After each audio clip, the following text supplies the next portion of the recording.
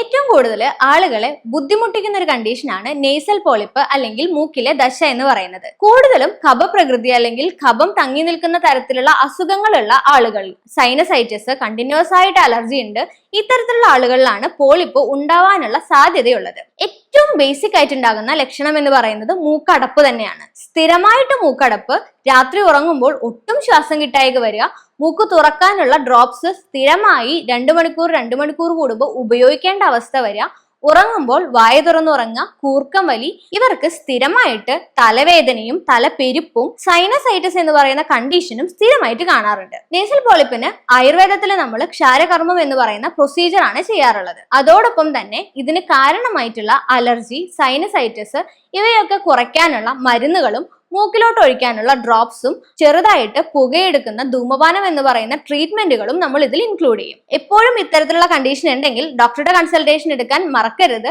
ഡോക്ടറുടെ കൺസൾട്ടേഷൻ പ്രകാരം മാത്രമേ മരുന്നുകൾ ഉപയോഗിക്കാവൂ.